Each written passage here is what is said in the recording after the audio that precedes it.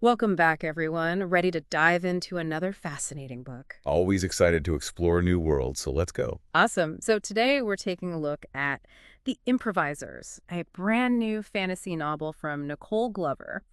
You might recognize her name. She's also the author of the Murder and Magic series. Oh yeah, I loved those books. Lots of great characters and that whole magical speakeasy vibe. Exactly. And while The Improvisers is technically part of that world, it's actually a standalone story. So you don't need to have read the other books to enjoy this one. Think of it like a spin-off, maybe, but with a whole new generation of the Rhodes family taking center stage. That's cool. Kind of gives you the best of both worlds, right? You can jump in fresh, or if you're already a fan, you get to revisit that world with a new perspective. Totally. And the setting is so intriguing. 1930s America, but with magic woven into everyday life. It makes you wonder, what if magic was always there, influencing historical events in ways we never even considered? Right, like imagine those old-time gangsters, but with magical powers. Yeah, exactly. Oh, and speaking of gangsters, there's a definite Prohibition-era vibe to this book. But instead of illegal booze, we're talking about enchanted relics, these powerful artifacts that are highly sought after and, well, potentially dangerous. It's like a whole magical black market operating in the shadows. Totally. And that brings us to our main character, Velma Frye. She's a force to be reckoned with, a former bootlegger turned skilled pilot who also happens to wield this incredible celestial magic. I'm already picturing her leather jacket, aviator goggles, and a touch of magic up her sleeve. What's not to love? Right. She sounds amazing. But it's not all glitz and glamour, right? I mean, we're Right. talking about 1930s America. As a black woman, Velma faces the harsh realities of racism while navigating this world brimming with magic and possibility. It kind of makes you think, how would magic have affected those power dynamics? That's such a good point. Would it have evened the playing field, or would it have just created new forms of inequality? Heavy stuff, for sure. But it adds another layer to this whole magical world Glover has created. Definitely. And as if racial tension and a magical black market weren't enough, Velma stumbles upon a mystery that pulls her right into the thick of it. Yeah, it all starts with this seemingly ordinary pocket watch, right? Right. It triggers a magical brawl at one of Velma's flight shows, and suddenly she's on the hunt for a collection of these dangerous artifacts. Sounds like she's got her work cut out for her. So what's the mystery all about? Well, let me tell you, it's got a bit of an Agatha Christie vibe. Suspects gather, bodies start dropping, and Velma, in her trusty monoplane, get this, it's called Foul Weather, has to race across the country to uncover the truth. Wow, hold on. Foul Weather. That's fantastic. It's like, what's that old movie? The one with Cary Grant and Rosalind Russell. His Girl Friday. Yeah, that's the one. But with magic and like a dash of celestial sparkle. Aha, I love that. And I bet that persistent journalist, what was his name? Dillon, right?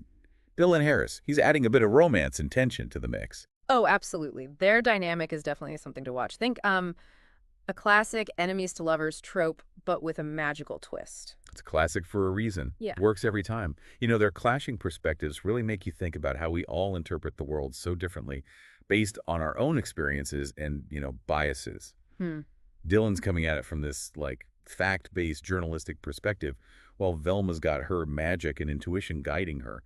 It's like two completely different ways of seeing the truth. Definitely adds a layer of complexity to their relationship and to the whole story, really. But, before we get too deep into all that, I think it's worth mentioning that The Improvisers is already making waves.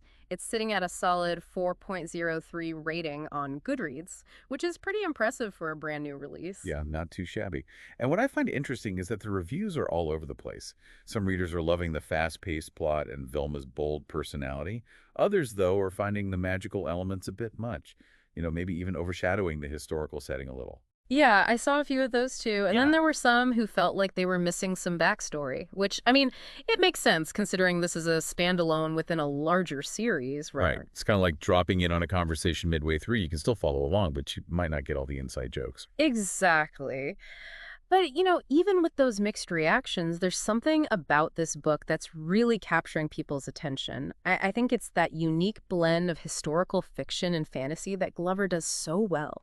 It's like she's reimagining the past, asking us to consider what if magic was always there, influencing events in ways we never even imagined. Like, what if those bootleggers had magical powers?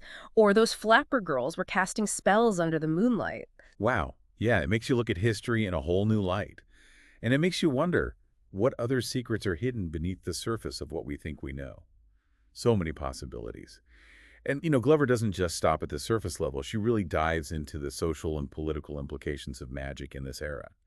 Remember, this is the 1930s, the Great Depression, huge social upheaval, and racial tensions are running high. Oh, yeah, for sure. And as a Black woman navigating this world where magic and prejudice collide, Velma definitely doesn't have it easy. We see her facing those challenges head on, fighting for her community, and it really adds another layer of depth to her story. It's not just about dazzling spells and cool artifacts. It makes you think about how magic might have impacted those marginalized communities.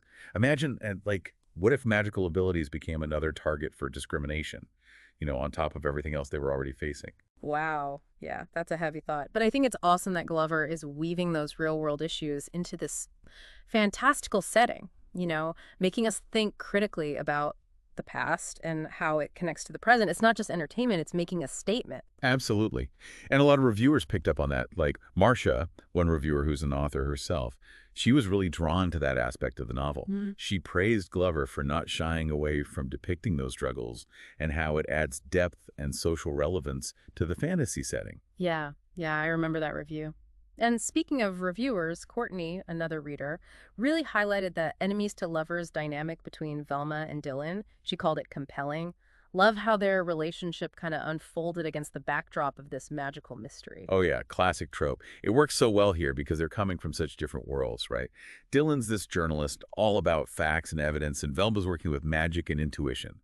It's almost like they represent these two contrasting ways of understanding the world. Right, and it makes you think about how our own biases and experiences can limit our understanding. It's like only by challenging those assumptions and seeing things from different perspectives that we can really grow. Totally agree. That's what makes this book so engaging. It's not just a fun escapist read.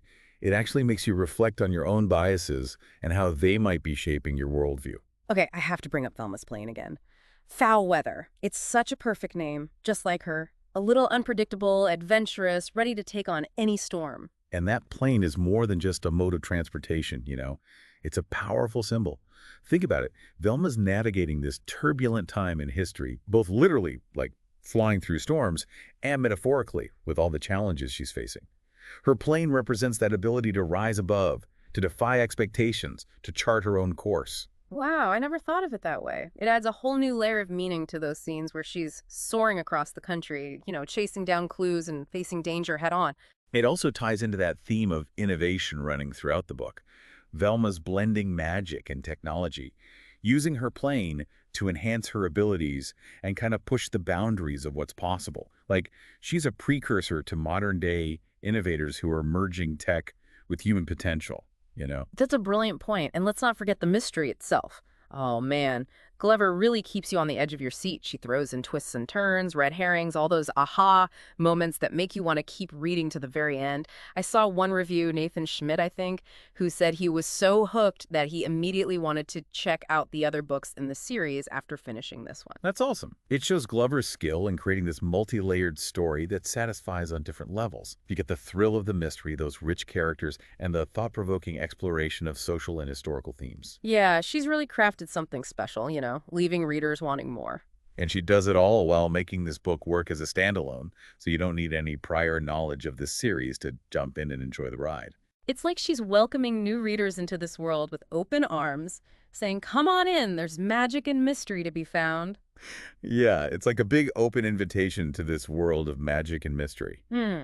But, even with all the amazing reviews and buzz, it's worth noting that not every reader had a perfectly smooth ride with this one. Right. Reading is so subjective. What works for one person might not for another. It's all about personal taste. Totally. So what were some of the critiques you came across? Well, one reviewer, Chris, I think his name was, he mentioned having a bit of trouble connecting with the characters. He felt like the cast was a bit large and there were so many plot threads that it was kind of hard to keep everything straight. He also said he felt the mystery was maybe a little too straightforward. Yeah, I can see that. When you have a world this rich and complex and a plot that spans different locations, it can be tricky to keep everything balanced. Definitely. It's a delicate balancing act for authors. Like, how much detail is enough to create a vibrant world, but not so much that it becomes overwhelming for the reader. Yeah, It's a tough one. It is. And another reader, Linda Galella, I think it was, she felt that sometimes the magic kind of overshadowed the historical elements. She even wondered if the characters were fully driving the action, especially in the early parts of the story. Yeah, that makes sense.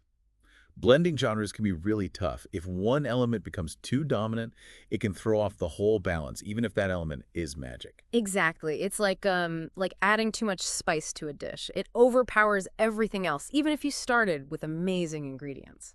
Perfect analogy. And while that magic system is super interesting, it sounds like for some readers, it might have overshadowed the nuanced historical setting that Glover works so hard to create. So basically, we have this range of opinions, which just goes to show how subjective reading really is. Some people were totally swept away by the magic, while others found it a bit much. Some loved the intricate plot, others craved a more streamlined mystery.